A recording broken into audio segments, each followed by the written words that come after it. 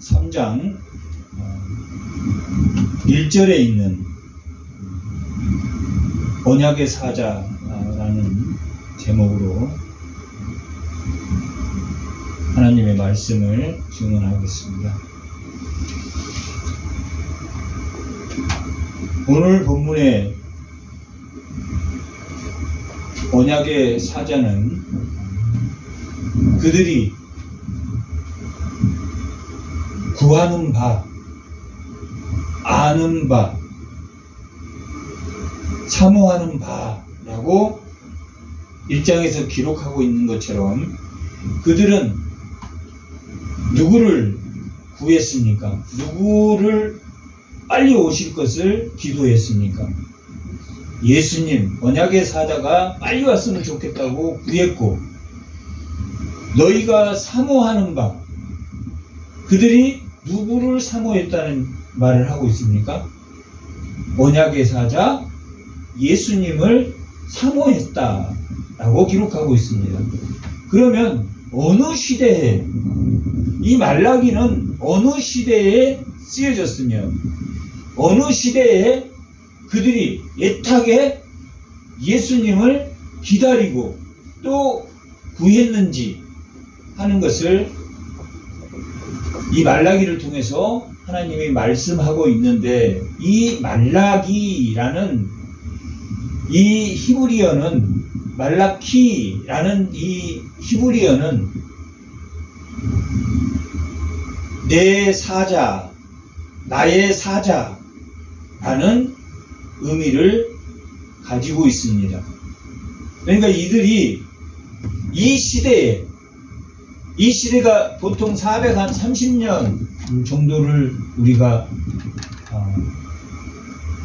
이 시대에 기록했을 것이다. 이 시대의 사람들에게, 430년경의 사람들에게, 그러니까 성전이 포로로 돌아와서 성전이 완공된 게 516년입니다.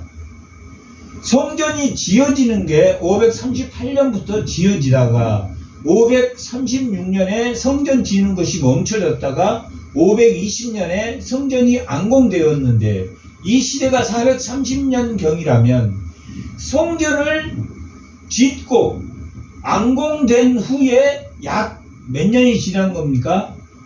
약 거의 90년, 80년에서 100년 사이가 지났지만 여전히 왕이 있었다 없었다? 다윗의 왕이 오셔서 이게 포로로 귀환했으니까 자기들도 통치해 줘야 되고, 또 나라가 좋아져야 됩니까? 안 좋아져야 됩니까? 포로에서 돌아왔는데 좋아져야 되는데 여전히 좋아졌다 안 좋아졌다? 안 좋아졌다. 점점 기득권하고 가난한 자들이, 그 차이가 많이 생겼다. 고아나 과부를 압제하고 나그네로 사는 사람들을, 이방인을 차이를 두고 그랬다라고 이 말라기는 기록하고 있는데, 예수님, 언약의 사자는 뭐를 없애기 위해서 오신 사람입니까? 차이를 없애기, 차별을 없애기 위해서. 그러면 언제 차별했습니까? 예수님이 오시기 전까지는 차별합니까? 차별하지 않습니까? 차별하고. 그리고 예수님이 왔지만 예수님이 재림할 때까지도 차별을 합니까? 안 합니까? 차별한다. 그래서 로마서는 의인이 있다고 했습니까? 한 사람도 없다고 했습니까? 한 사람도. 예수님이 왔지만 여전히 차별한다. 예수님이 오기 전에는 뭘로 통치를 했습니까? 하나님의 나라 사람들을 율법으로 통치했단 말이에요. 이 세상의 법처럼 하나님을 믿는 사람이 뭘 가지고 있었습니까? 법을 가지고 있었다. 그리고 그 법을 따르는 사람만 누구의 백성이라고 했습니까? 하나님의 백성이에요. 이방인이라도 할례를 받고 하나님의 법을 따르면 하나님의 백성이라고 했단 말이에요. 그런데 언약의 사자가 오면은 시대가 바뀝니까 안 바뀝니까? 국가 형태에서 무슨 형태로 바뀐다고 그랬습니까? 섬기는 공동체 형식으로 바뀐다. 구약 때는 하나님의 백성이 어떤 형식으로 가지고 있었습니까? 가나안이라는 이스라엘이라는 국가에 율법이라는 법을 주어서 하나님 나라의 사람들을 통치했다면, 새 언약으로 오신 예수님이 오고 나시면 통치 방법이 바뀝니까 안 바뀝니까? 바뀐단 말이에요. 어떤 형식으로 바뀝니까?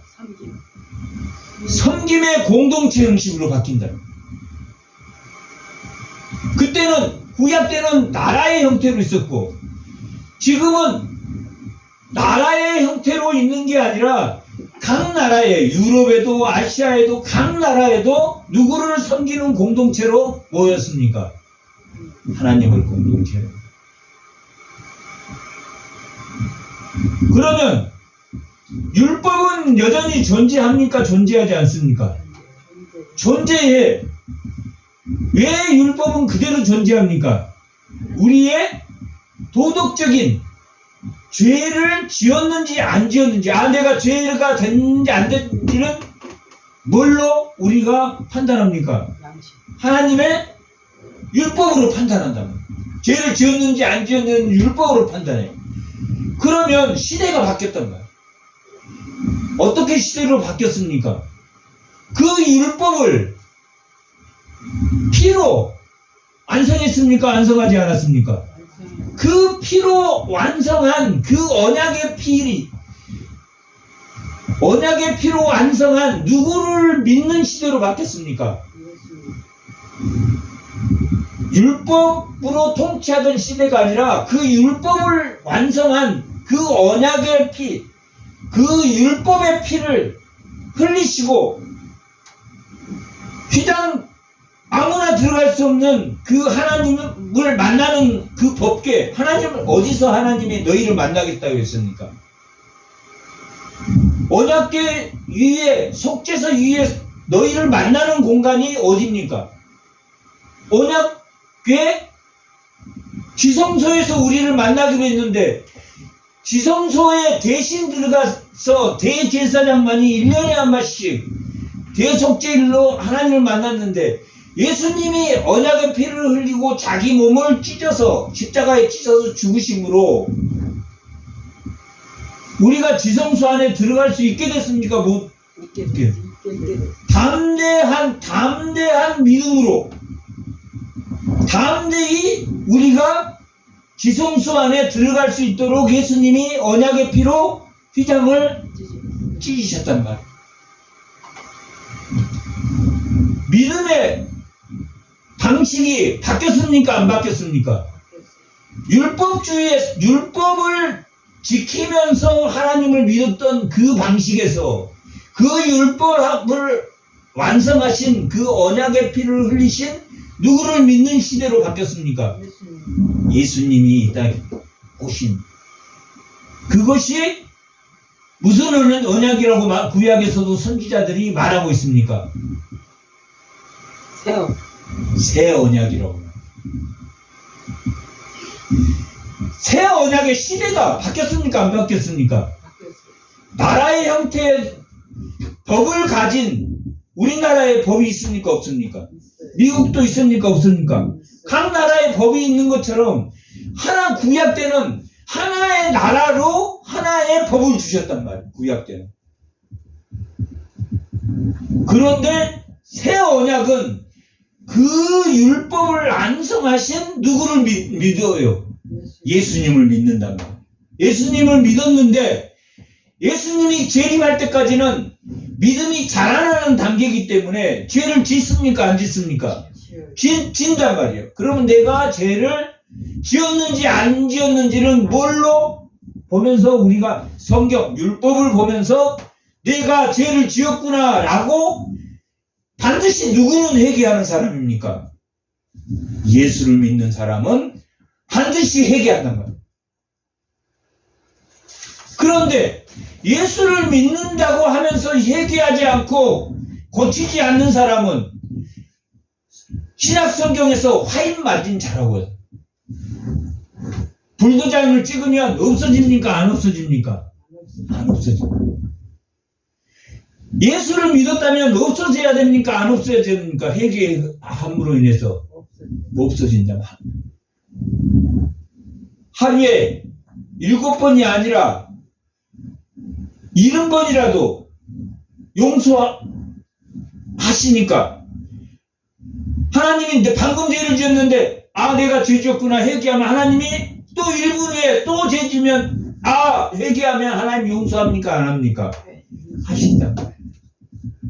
다만 1분 후에 또 죄를 짓더라도 어떤 사람은 회개하지 않는다고 말합니까?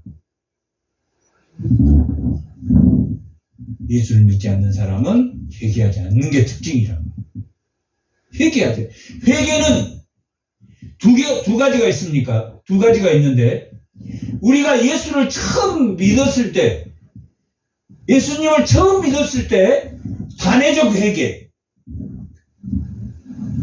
예수를 처음 만날 때 단회적으로 회개하는 게 우리를 하나님이 의롭다 하실 때 회개가 칭의. 하나님이 의롭다. 예수가 내 안에 들어옴으로 인해서 로마서 8장 9절에 예수의 영, 하나님의 영, 성령의 영이 나에게 임함으로 하나님이 뭐 했다고 합니까? 의롭다고 해주셨을 때 그게 단회적 사건입니다.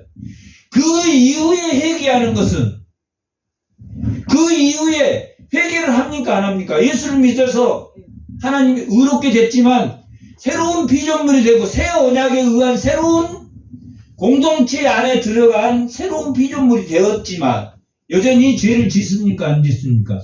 죽을 때까지 짓는단 말이에요. 그래서 마태복음 13장은 천국은 자라난다고 했습니까? 자라나지 않는다고 했습니까? 자라난다고 했죠.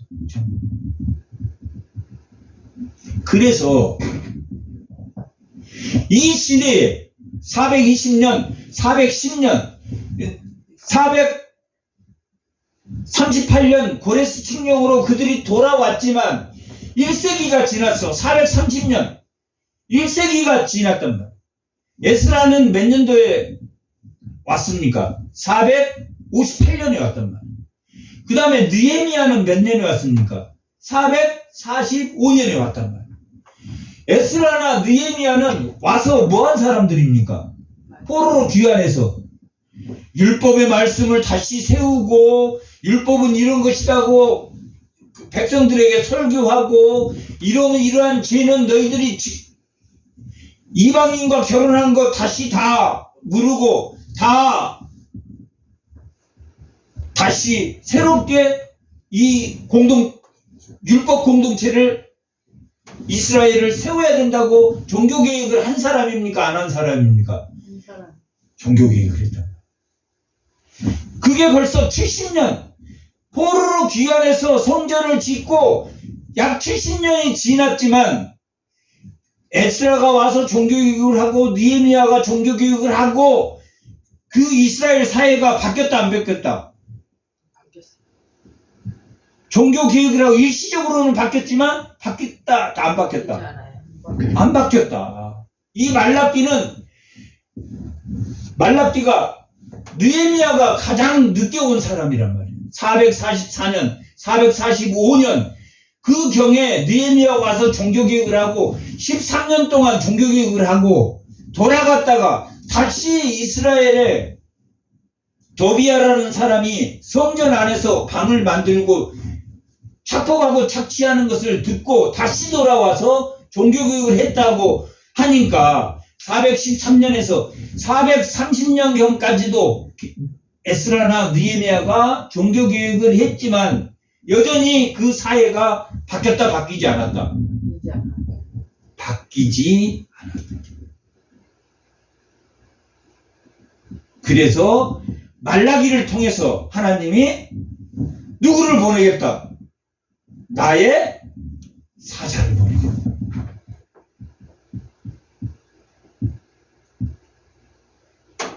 마지막 경고란 말이에요. 에스라가 와서 안 됐고 학계의 스가랴에게는 7개의 환상과 7개의 뭘 보여줍니까? 예언을, 예수님이 이 땅에 오실 예언을 7개를 보여주고 예수님이 이 땅에 오실 환상 7개를 보여준단 말이에요.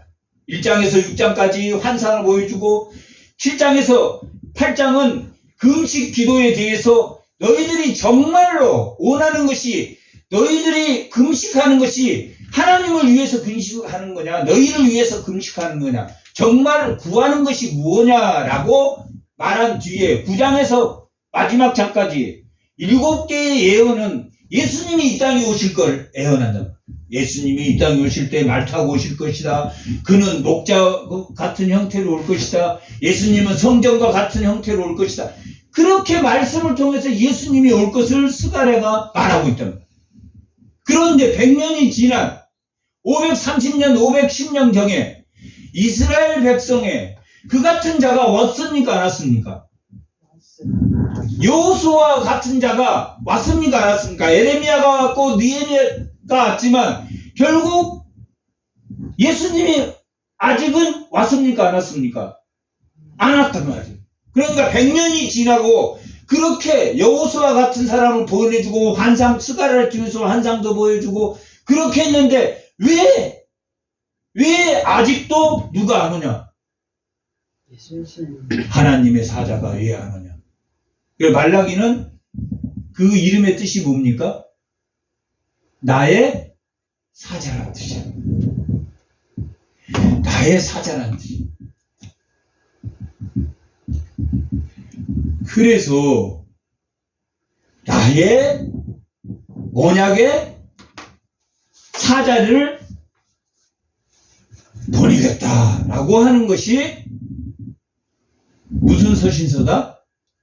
구약의 마지막 말라기 서신.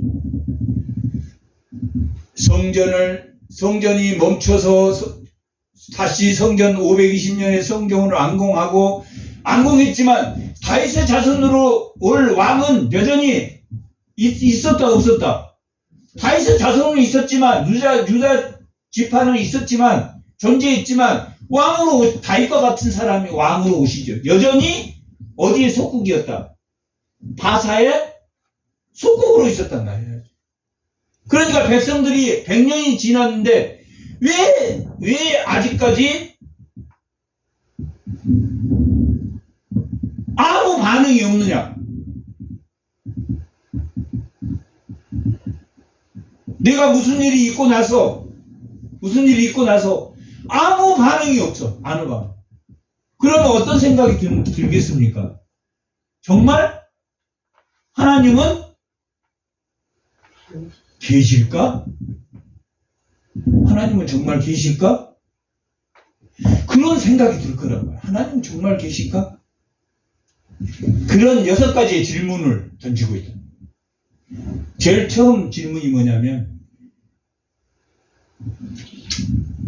하나님이 정말 우리를 사랑해? 성전도 완공됐고 학계 스가랴에 의하면 오실 메시아가 오신다는데 100년이 지났어. 지금 이 글을 쓸 때가 100년이 지난 후에 430년, 410년이니까 에스라도 왔어. 느헤미야도 왔어. 성벽도 건축됐어. 그런데 여전히 누구를 무시합니까? 고아를 무시해. 여전히 음행해. 여전히 도둑질해. 여전히 형제에게 거짓을 행해. 하나님 우리를 사랑하실까? 하나님이 그런 생각 안 들겠습니까? 우리는 안 듭니까? 하나님이 나를 정말 사랑한 건가? 사랑한다면 이런 일이 왜 일어날까? 우리는 생각합니까? 안 합니까? 한다면.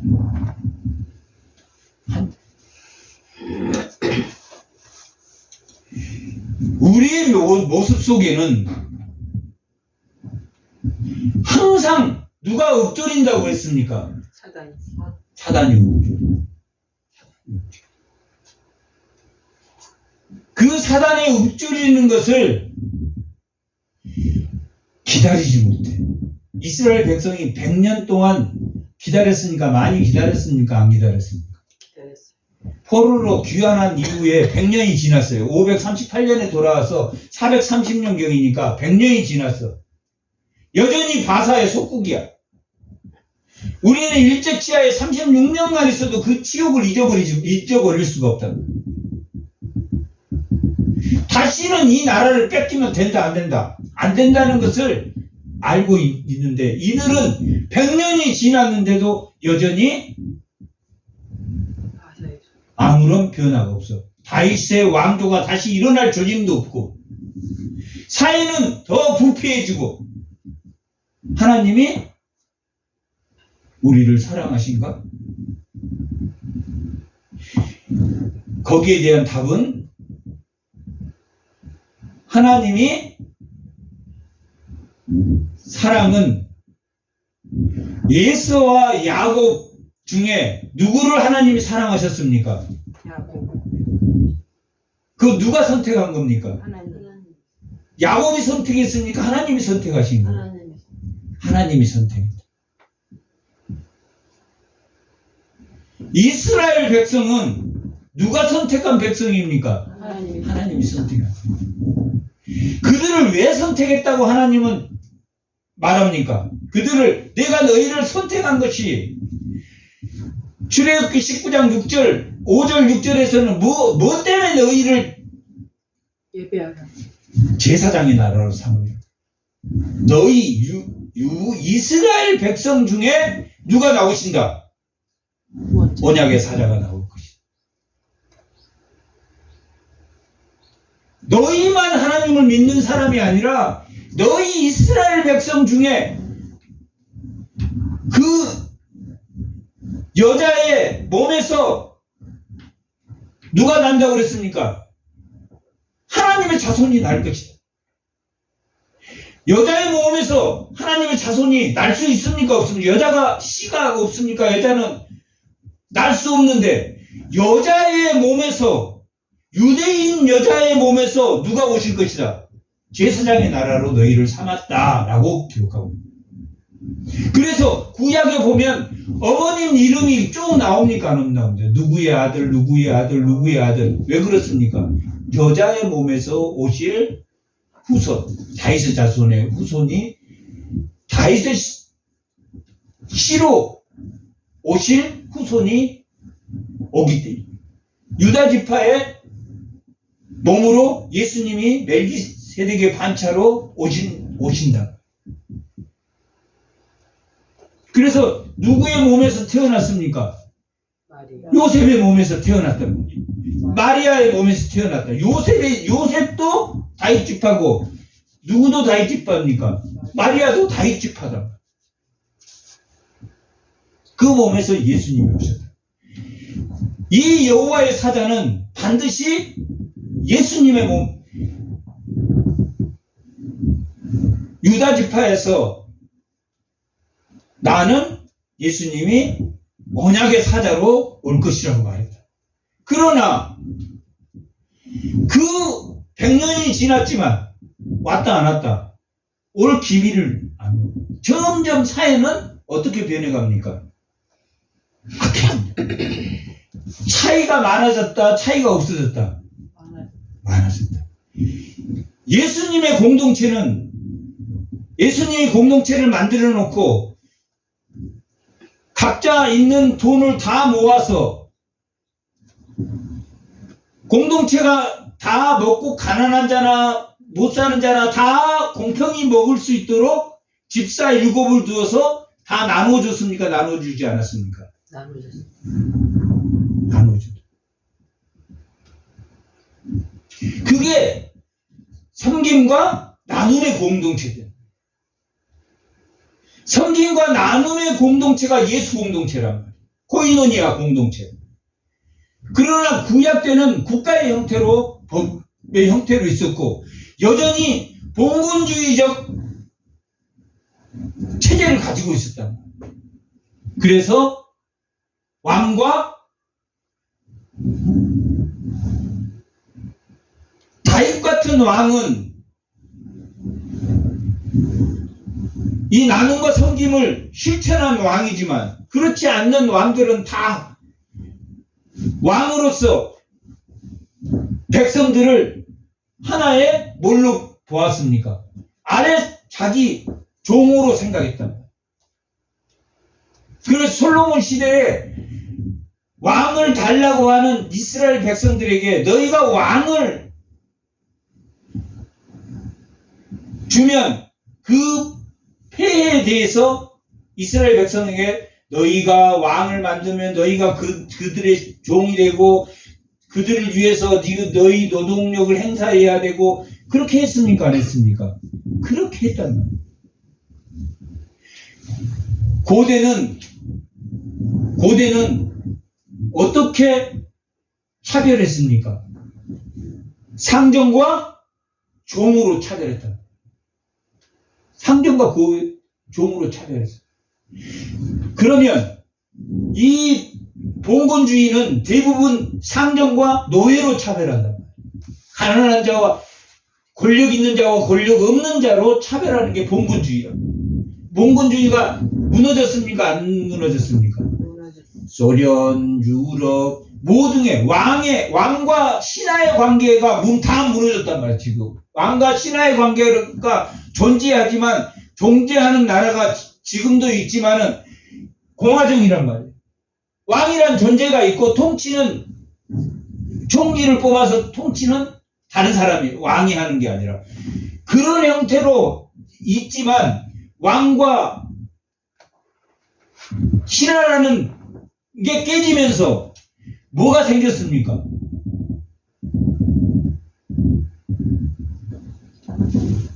왕과 신하가 봉건주의가 없어지면서 뭐가 생겼냐면 각 나라가 이제 제국을 향해서 가는데 식민지를 만들어. 식민지. 아프리카도 그 아프리카 나름대로 왕족이 있었고 왕과 봉건주의가 있었는데 그 아프리카를 유럽 강한 군대가 들어가서 지배하면서 뭐가 생겼습니까? 식민지라는 게 생겼고 식민지. 봉건주의가 없어지면서 뭐가 생겼습니까? 식민지가 생겼단 말이에요. 그래서 식민지는 대부분 아프리카 흑인들이 많았단 말이에요. 그래서 뭐가 생겼습니까? 인종이라는 게 생겼어요. 인종차별했단 말이에요. 봉건주의 전에는 왕과 노예로 차별이 있었고 그 왕과 노예가 봉건주의가 없어지면서 강대국들이 식민지를 만들어서 인종차별을 했단 말이에요. 인종차별이 봉건주의 사회에서는 흑인이나 백인이나 다 똑같이 종이면 종이에요. 흑인이 통치한 애굽도 흑인이 왕으로 통치한 시대가 있었습니다. 고대 국가는 봉건주의 사회에는 흑인과 차별이 없었지만 식민지가 들어오면서 뭐가 생겼다? 인종차별이 생겼다. 인종차별이.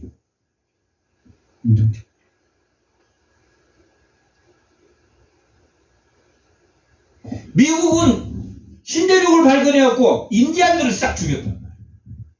인디안 보호그룹. 지금도 인디안을 미워하고. 인종차별이 생겼어.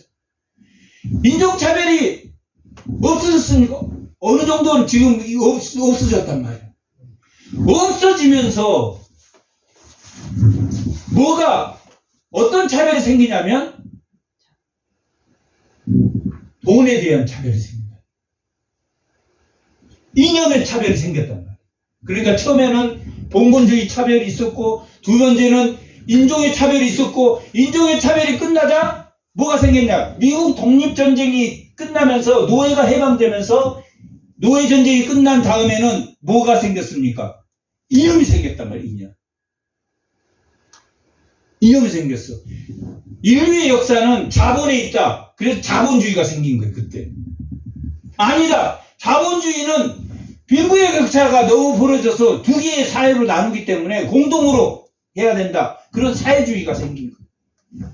이론에 의해서. 그럼 처음에는 봉건주의 차별이 생겼고, 두 번째는 인종의 차별이 생겼고, 세 번째는 이념을 통해서 두 개의 사회가 형성됐다. 이게 하나님이 원하는 겁니까? 아니요. 하나님이 원하는 겁니다. 이념이 사라졌습니까? 사라지지 않았습니까? 소련이 해체되면서 이념이 사라졌다. 미국과 소련이라는 강대국이 이념이라는 가격, 미국에 붙고 소련이 붙었지만 실용주의에 의해서 이념이 소련이 붕괴하고 공산주의가 붕괴되면서 다 혼합정제를 하게 된다. 자본론도 중요하지만 무엇도 중요하다. 공동의 분배 나눔도 중요하다. 이 두 가지가 섞였단 말이에요. 그래서 이념이 없어졌습니까? 안 없어졌습니까? 이념이 없어지지만 여전히 미개 국가는 이념으로 반토막을 나눠서 정제하고 서로 그렇다. 그런 것들이 있었다 없었다? 있었다. 이 시대에. 그 해결하기 위해서 누구를 보낸다? 나의 사자를 보낸다. 예수님을 보낼 때, 예수님이 가실 때, 옛날에는 왕이 갈 때는 앞에 누가 왕이 행차시다, 왕이 행차시다 하는 거덜이 앞에 갔단 말이에요. 거덜이. 양반이 갈 때도 거덜. 그래서 우리가 앞에서 거들먹거리다, 거덜먹거리다, 거덜이라. 그걸 거덜이라고. 행차할 때 왕 나가신다. 그런데 그 사람이 밖에 나가면 누구 행세를 하고 다닙니까?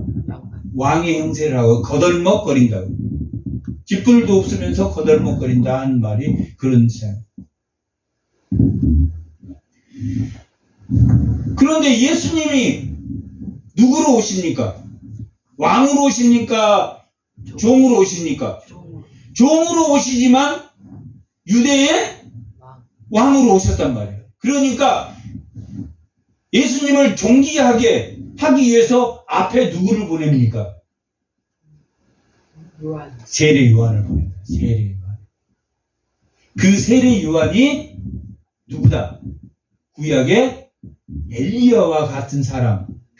그게 오늘 결론이 이 4장 5절 6절이 결론입니다. 4장 5절 6절 한번. 말라기는 왜 기록했는가?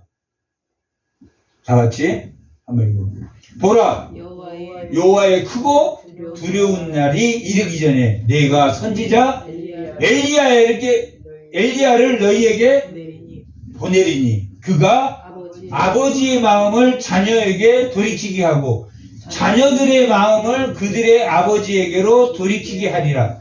돌이키지 않으면 두렵건대 내가 와서 저주로 그 땅을 칠까 하노라. 누구를 보내겠다는 이야기입니까? 엘리야, 세례 요한을 누구 오시기 전에, 언약의 사자 오시기 전에 예수님을 보낼 것이다. 왜? 이게 지금 말라기의 결론입니다. 뭐 하려고 세례 요한을 보내겠다고 말합니까? 뭐 하려고?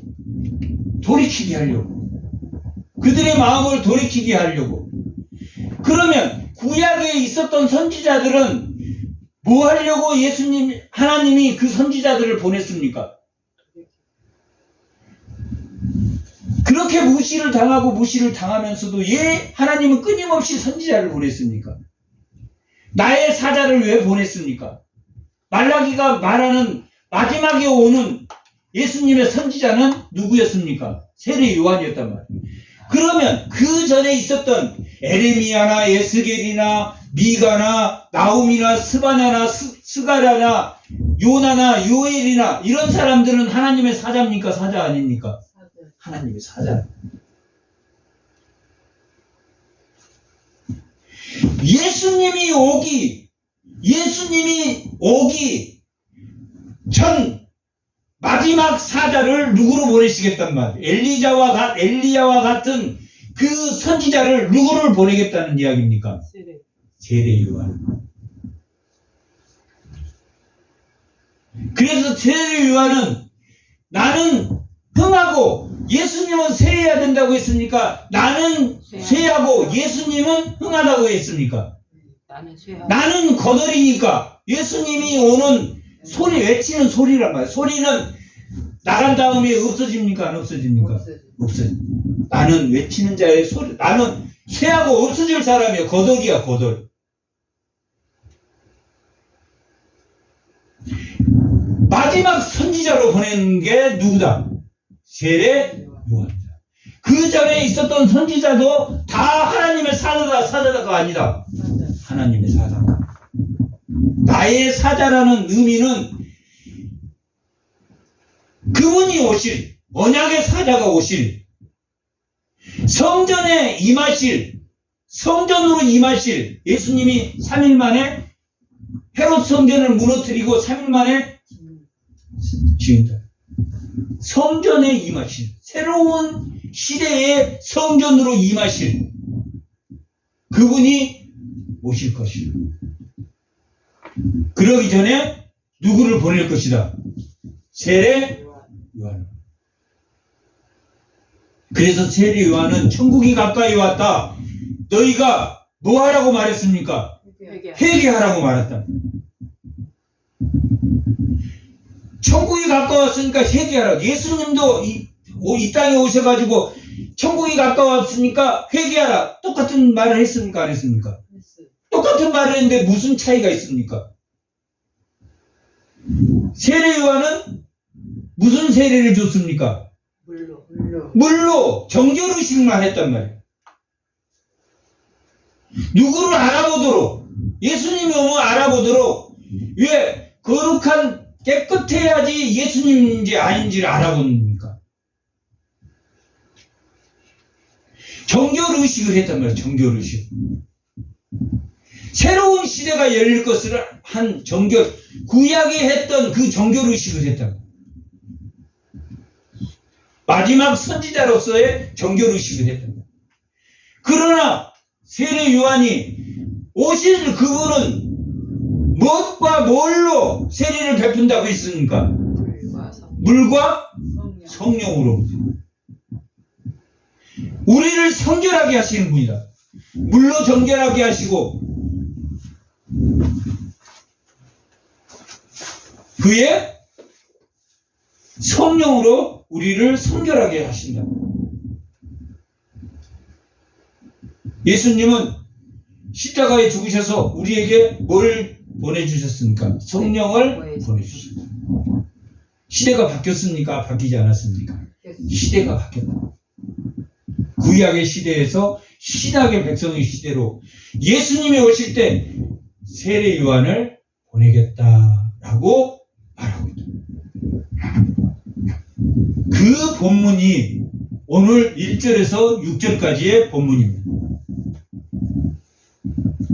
첫 번째가 뭐라고 그랬습니까? 6개의 하나님의 사자를 보내는 그 과정에서 그 시대, 이 410년도, 430년에서 410년도에 있던 이스라엘 백성과 하나님이 말라기를 통해서 대화한다는, 논쟁한다는 얘기. 백성들이 첫 번째 뭐라고 질문했다고요? 하나님 우리를 사랑하십니까? 그러니까 하나님이 뭐라고 말합니까? 나의 사랑은 야곱을 사랑하는 것처럼 야곱을 선택했다는 것은 그 이스라엘 백성, 야곱이 12지파로 난 그 자녀들을 하나님이 사랑했다, 사랑하지 않았다? 사랑했다. 그것은 하나님의 선택적인 사랑이다. 너희가 선택하는 것이 아니다. 야곱이 에서보다 더 연약하고 더 떼돌이였지만 하나님이 그를 변화시킵니다. 하나님 사랑했다. 그리고 두 번째가 하나님은 너희를 사랑했지만 너희는 누구를 멸시한다? 하나님을 멸시한다. 두 번째가 1장 6절에 보면 하나님이 우리가 하나님을 멸시했습니까? 라고 말합니다. 그들이 멸시했다, 멸시하지 않았다. 멸시했다. 13절 한번 읽어. 1장 13절.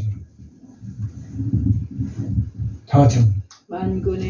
만구의 여호가 이르는 너희가 말하기를 이 일이 얼마나 번거로우며 호손치고 훔친 물건과 저는 것과 병든 것을 가져왔으니 너희가 이같이 품은 물을 가져오니 내가 그것을 너희 손에서 받겠느냐. 왜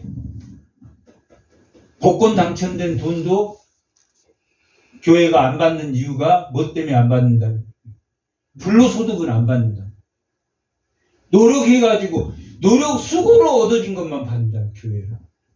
근데 그때 당시 이런 돈 남에게 착취하고 형제에게 이자 받아서 그런 돈을 모은 돈으로 헌금했다 헌금하지 않았다.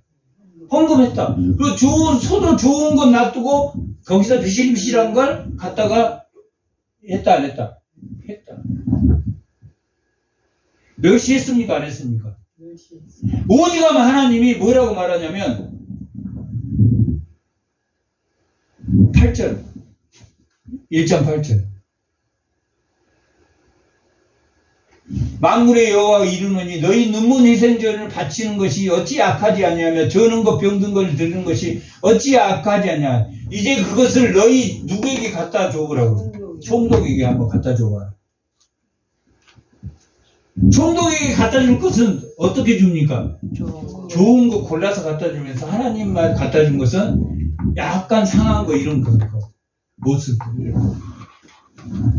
이렇게 말해요. 하나님을 멸시했다. 그 백성들이 그만큼 느헤미야가 오고 에스라가 와서 종교개혁을 했지만 그들이 변화됐다 변화되지 않았다. 변화되지 않았다. 기득권 세력이 변화되지 않았다. 멸시한다. 세 번째는 너희 형제에게 거짓말하느냐. 2장 10절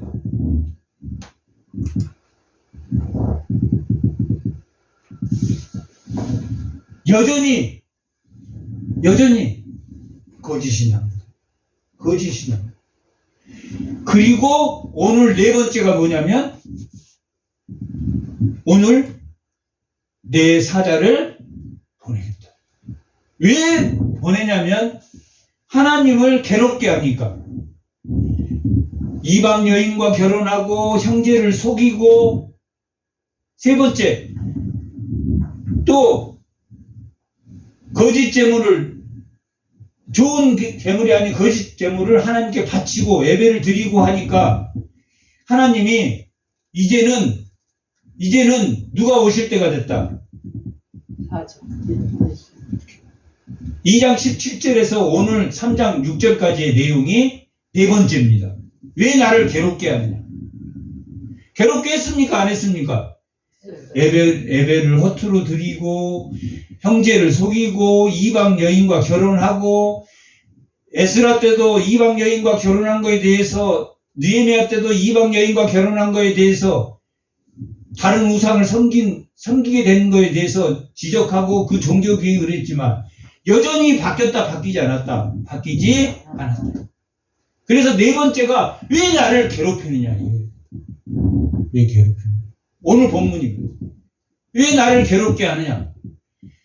방법이 없다. 무슨 방법밖에 없다.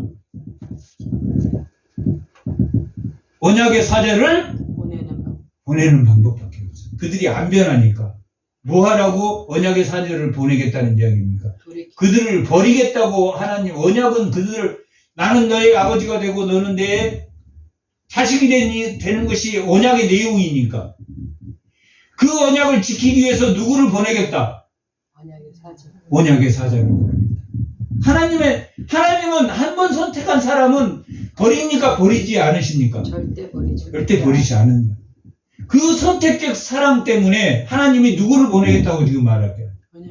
너희들이 나를 괴롭게 했지만 우상의 제물로 잘못된 예배로 또 이방 여인과 결혼을 해서 그 이방 여인을 섬기고 그럼으로 인해서 나를 괴롭게 했지만 내가 너희를 버리겠다 안 버리겠다? 안 버리. 안 버릴 거야. 내 사자를 보낼 거야. 너희는 나를 괴롭게 했지만 나는 하나님의 사자를, 이 언약의 사자를 보내서 너희들을 끝까지 지키겠다 안 지키겠다? 지키겠다. 그러면 다섯 번째 뭐가 나올 것 같습니까? 다섯 번째는 뭐가 나와야 정상인 것 같습니까? 다섯 번째. 네 번째가 하나님을 괴롭게 하니까 하나님이 이들을 버릴 수가 없어. 하나님이 이들을 끝까지 사랑한다고 했어요. 언약으로 이들을 백성으로 삼겠다고 했으니까 버릴 수 없어서 내 사자를 보내겠다고, 언약의 사자를, 예수 그리스도를 이 땅에 보내겠다고 했으니까 네 번째는 다섯 번째는 뭐가 나오면 좋을 것 같습니까? 돌아오라, 돌아오지 마라. 돌아오라. 다섯 번째는 3장 7절에 나와 있는 내게로 돌아오라. 내가 약속을 지킬 거니까 나에게 돌아오라, 돌아오지 마라. 돌아오라. 돌아오라. 3장 7절에 만군의 여호와가 이르노니 너희 조상들의 날로부터 너희가 내 규례를 떠나 지키지 않아 하였다. 그런즉 내게로 돌아오라. 언약의 사자를 보내는 것은 뭐하라고 보내는 거라고요? 내게로 돌아오라고 보내는 거예요. 다섯 번째. 여섯 번째는 뭐가 나오면 좋겠습니까? 그 언약의 사자가 어떤 해다? 공의로운 해다. 공의로운 해다. 정의의 해다. 그 정의의 해가 너희에게 뜨면 영혼을 아름답게 하고 몸을 아름답게 하시는 그분이 너희를 치료한다, 치료하지 않는다.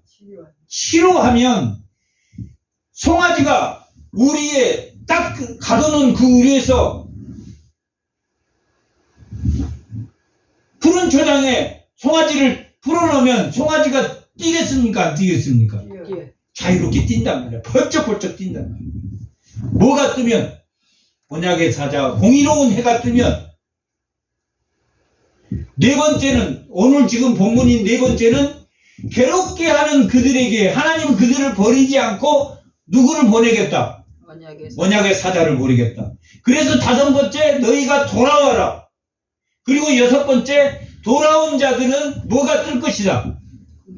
공의로운 해가 뜰 것이다. 구약의 마지막 선지자답습니까? 선지자답지 않습니까? 무슨 해도 뜹니까? 공의해도 뜨지만 무슨 해도 뜨겠습니까? 불의의 해도 뜬다. 불의의 해도.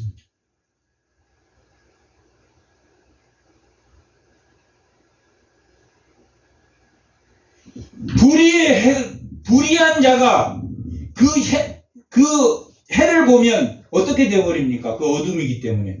다 타버린다. 타버려. 불의한 해가 뜨면 자신이 다 불에 타버려. 그래서 고린도후서 3장에는 하나님이 무슨 불로 그 공적을 실험하신다고 했습니까? 불로. 나무나 집이나 풀이나는 타버립니까? 안 타버립니까? 탄단 말이에요. 그러니 너희가 금과 은과 보석과 같은, 타지 않는 보석과 같은 공적을 가지라고 했듯이 불의한 자는 이 공의의 해가 뜨면 타버립니까? 타버리지 않는다. 타버립니다. 그 공적이 다 타버립니다. 이렇게 말라기는 6개의 논증을 하고 있습니다. 그 중에 오늘 네 번째 본문이 하나님을 괴롭게 한 그들에게 누구를 보낸다? 언약의 사자. 언약의 사자를 보낸다. 그게 오늘 본문의 내용이다. 3장 1절. 읽어보면 된다. 만군의 여호와가 이르노니 보라 내가 내 사자, 여기 내 사자는 세례요한이다. 먼저 보낸단 말이야. 내 사자를 보내내지 그가 내 앞에서 뭘 준비합니까? 예수님의 길을 준비할 것이요. 너희가 구하는 바, 그들이 세례 요한을 보내겠다고 여호와가 말씀하시고, 하나님께서 내가 세례 요한을 보낼 거야. 그리고 또 이스라엘 백성이 누구를 구했습니까? 메시아를 구했단 말이에요. 메시아. 구한 바 주가 갑자기 그 성전에 이방이라, 성전인 예수님을 구했단 말이에요. 메시아가 올 것을 이스라엘 백성들이 구했는데, 그 성전이 이 말이니, 여기는 그의 성전은 누굽니까? 예수님을 말한다. 너희가 구하는 주, 이건 누구를 말합니까? 예수님을 말한단 말이에요. 예수님. 너희가, 그들이 메시아를 구했습니까? 안 구했습니까? 이스라엘 백성이 구했다. 근데 오늘까지 이스라엘 백성이 구한 이 주는 어떤 왕 같은 사람을 구합니까? 다윗과 같은 왕을 주고, 다윗과 같은 왕을 구한단 말이에요. 다윗과 같은 왕을 구한다는 게 뭐냐면, 그 왕이 오면 이 제국을 다 통치하는 왕이 온단 말이에요. 제국을 통치하는 왕을 주십니까? 자기 몸을 대속물로 섬기는 왕을 주셨습니까? 섬기는 왕을 주셨습니다. 이스라엘이 구하는, 그들이 구하는 주는 영원히 오십니까? 안 오십니까? 영원히 안 오지. 종가 사울을 왕으로 세울 때 부작용에 대해서 말했습니까? 아니, 왕은 상하 계층이 생긴다고 말했습니까? 안 됐습니까? 그런 왕을 여전히 구하는데, 그런 왕은 주십니까? 안 주십니까? 안 주신다. 지금 유대교에서 바라고 있는 왕은 누구다? 예수님이 아니라 그들은 이런 왕을 기다리고 있다. 세계를 정복하는 왕을 기다리고 있으니까. 그런 왕은 옵니까? 안 옵니까? 안 옵니다. 너희가 구하는 바, 예수가 갑자기 뭘로 오신다? 성전으로 임할 것이다. 그러니까 성전으로 임하실 예수님을 기다릴 게 아니라, 그들은 제국을 다스리는 그런 다윗을 기다리니까 옵니까? 안 옵니까? 평강의 왕으로 오신다. 곧 너희가 사모하는 바, 그들이 메시아 올 걸 사모합니까? 안 합니까? 사모한다. 언약의 사자가 임하실 거야. 성전으로 임하시고, 뭘로 임하신다? 약속의 사자로 임하신다. 예수님이 직접 자기가 약속의 사자라고 말했습니까? 말하지 않았습니까? 마태복음 26장 28절. 마태복음 26장 28절. 죽기 전에 예수님이 6월절 마지막 만찬에서 예수님이 자신에 대해서 이것이 죄사함을 얻게 하려고 많은 사람을 위하여 흘리는 나의 피, 곧 무슨 피입니까? 언약의 피. 자기 피는 언약의 사자로 흘리는 피다. 말라기에서 말한 사람이 누구다? 예수님 자신이다. 그러나 유대인들은 여전히 믿는다, 안 믿는다? 안 믿는단 말이에요. 바리새인이나 사두개인은 여전히 누구를 기다립니까? 세계를 통치하는 그런 왕을 기다립니다. 예수님이 내가 그 언약의 사자다라고 말씀하십니다. 죽기 전에. 다시.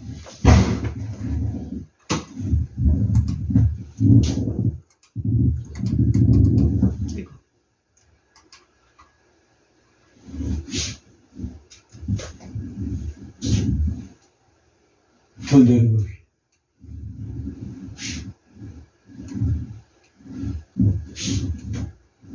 그가 임하시는 날을 누가 능히 당하며, 예수님이 이 땅에 오시는 그날을 누가 당하냐?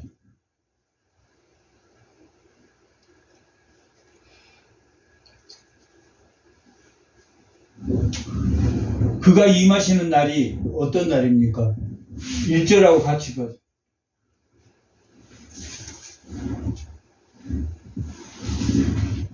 성전이 임하고 언약의 사자가 임할 그가 임하시는 날이라. 예수님이 임하시는 그날은 누가 당하며 누가 서리오이다. 예수님이 이 땅에 오시는 것은 뭐가 시작됐다? 심판이 시작됐다. 구원은 무엇과 뭐라 그랬습니까? 구원은 예수님이 재림할 때는 두 개가 딱 분리돼 버리는 거고, 뭐가 악과 선이 딱 분리돼 가지고 악은 다 없어지고 소멸되고 뭐만 남습니까? 선만 딱 남는 것이 예수님이 재림할 때고, 그러니까 예수님이 오실 때는 그때의 심판은 소멸이라 완전히 없애는 거예요. 근데 예수님의 초림의 구원은 뭐가 동시에 이루어집니까? 구원과 심판이 동시에 이루어진단 말이에요. 동시에. 구원과 심판이. 그러면 어떤 것이 구원이고 어떤 것이 심판입니까? 예수를 믿는 것이 구원이고 예수를 안 믿는 것이 뭡니까? 심판이라. 그러나 예수님이 재림하기 전까지는 뭘만 지금 골라서 창고에 이옵니까? 알곡만 담는단 말이에요. 노아의 방주를 만들어 놓고 각종 동물과 식물과 이런 것들을 싹 방주에 이은 것처럼 지금은 알곡과 쭉쟁이에 불을 다 불려서 살라버리는 것은 예수님이 재림하실 때 하시는 거고, 지금은 예수님이 구원의 방주로 지금 뭘 추리고 있습니까? 알곡을 추린단 말이에요. 알곡을 추려. 알곡을 추린다는 것은 이미 알곡 안으로 안 들어오는 게 뭐가 이루어졌다라고 말하고 있습니까? 심판이 이루어졌다라고 말하고 있다. 이미 그것이 심판이라고. 요한복음 3장 18절. 요한복음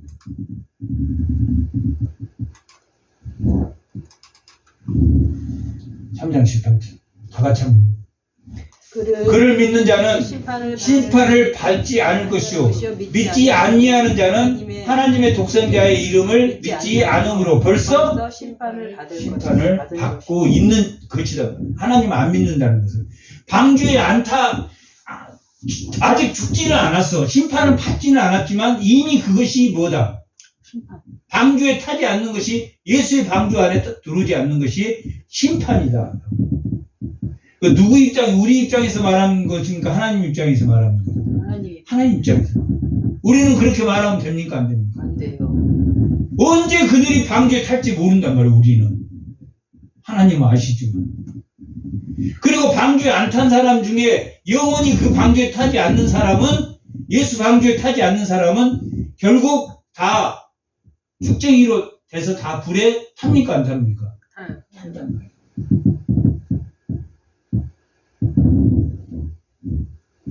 다시 3장 2절.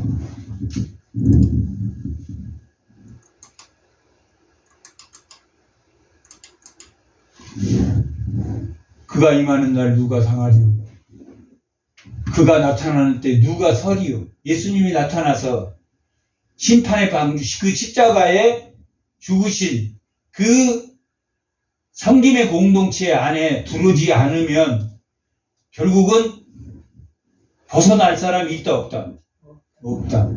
그는 금을 연단하는 불과 포백하는 자의 잿물과 같을 것이다 라고 말합니다. 어떤 사람을 구별합니까? 옛사람의 모습으로 그대로 사는 사람은 고른다 안 고른다? 고른다. 옛사람의 모습 사는 사람, 옛사람의 에베소서 4장 22절.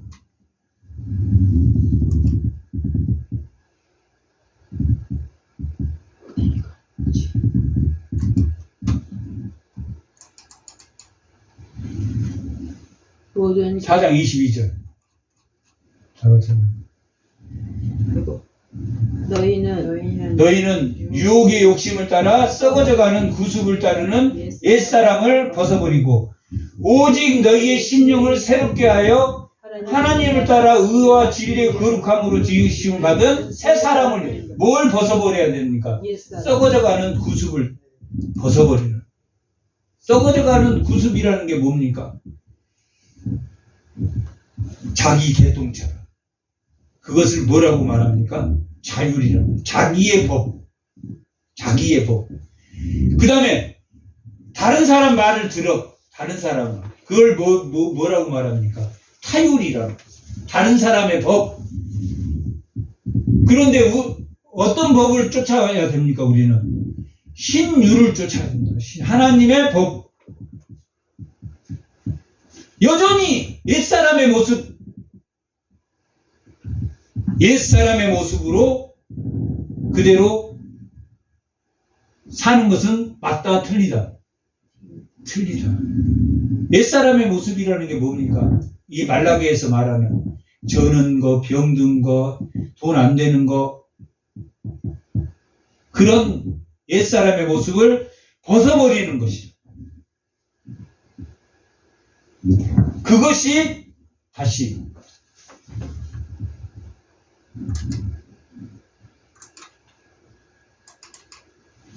그것이 뭐하는 불과 뭘로? 잿물로. 우리가 금이나 은이나 이거 불순물을 제거할 때 불로 제거하는 것처럼 표백하는, 우리가 빨래할 때 비누로 빨래합니까? 안 합니까?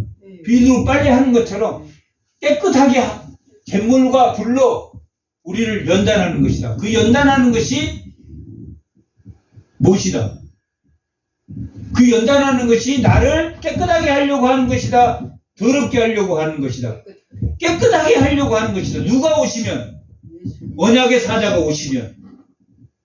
언약의 사자가 오시면 예수님이 이 땅에 오시는 건 뭘 분류하려고? 깨끗한 것과 깨끗지 않는 것을 분류하려고 예수님이 오셨단 말이에요. 오셨어요.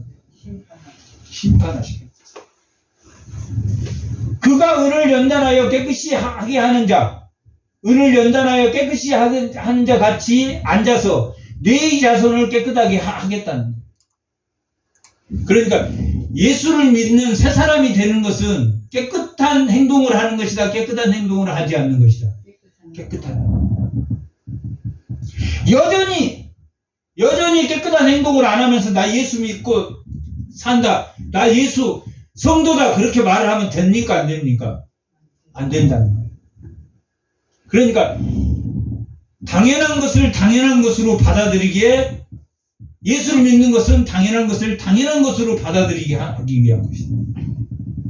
그러면서 이스라엘 백성은 옛사람의 모습을 사면서 나 하나님의 선민이야 그랬다는 것입니까? 그랬지 않았다는 거예요.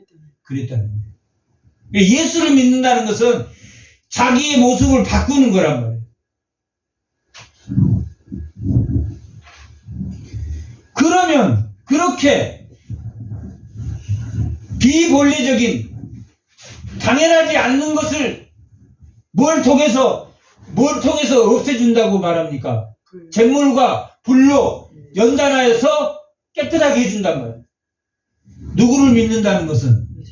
예수님을 믿는다는 것은. 언약의 사자를 믿는 그 시대에는 예수를 믿는 성도는 이렇게 깨끗해질 것이다.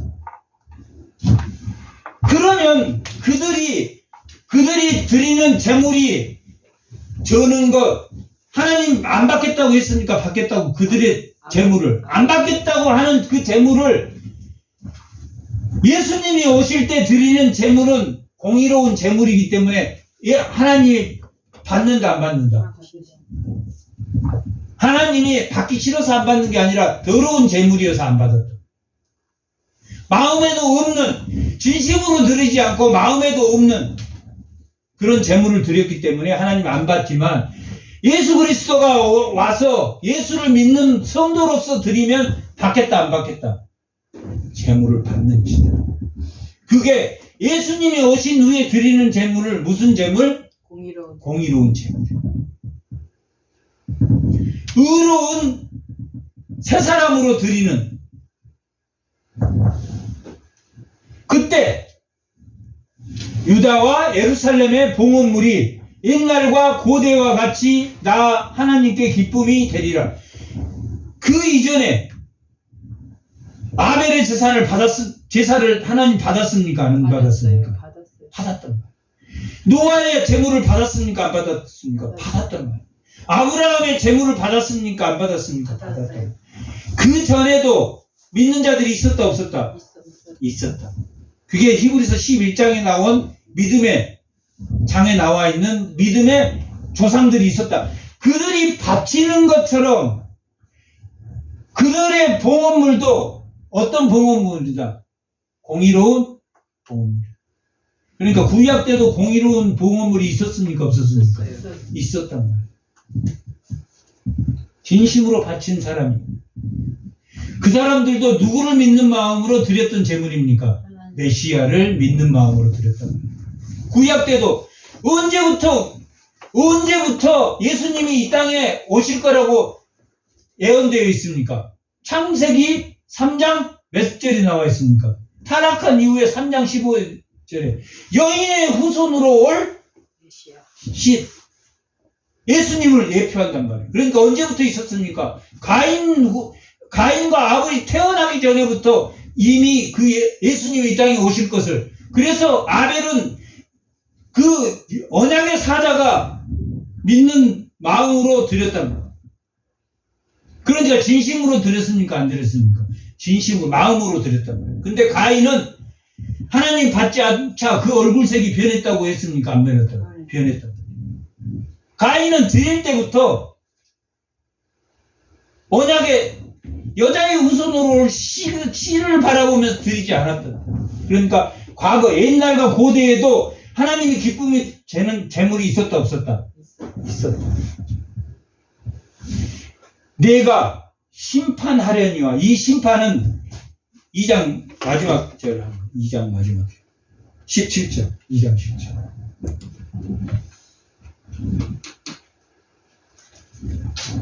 너희가 말로 여호와를 괴롭게 하고도 이르기를 우리가 어떻게 하나님을 괴롭게 했다고 했죠. 이방 여인과 결혼하고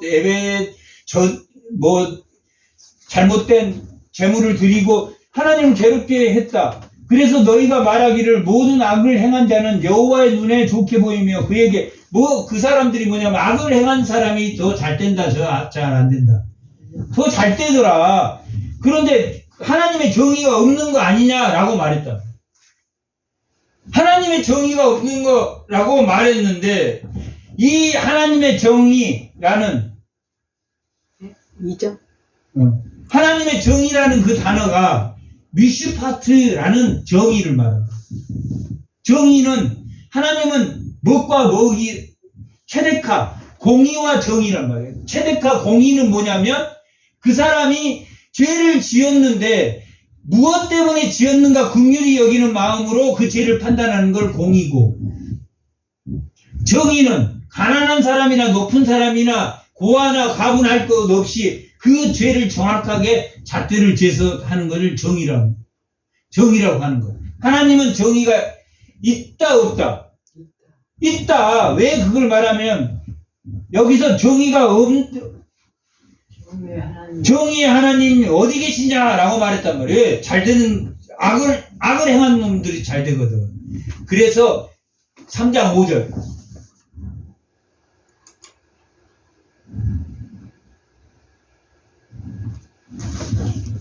내가 심판하려. 이 심판이 미슈파트입니다. 정의입니다. 정의가 있다 없다? 있다. 똑같은 정의인데 정의를 심판, 정의 이렇게 한단 말이에요. 아까 어떤 사람들이 잘 됐다고 했습니까? 악을 행한 자들이 잘 됐다고.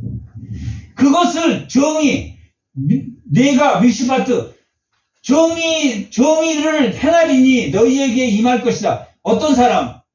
정치는 자, 악한 자를 쭉쭉. 간음한 자, 거짓 맹세하는 자, 품꾼의 싹을 주지 않는 자, 과부와 고를 압제하는 자, 나그네를 억울하 7가지. 하나님을 경외하는 자들을 속히 증언하리라.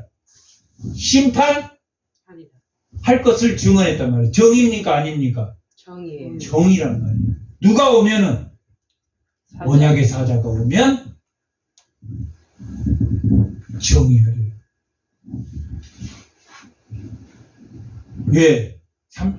3장 6절. 여호와 하나님은 변한다, 변하지 않는다. 변하지 않는 변하지 않는다. 여호와는 그 뜻이 뭐라고 했습니까? 스스로 있기 때문에 변합니까? 안 변합니까? 안 변한다. 하나님은 변하지 않아.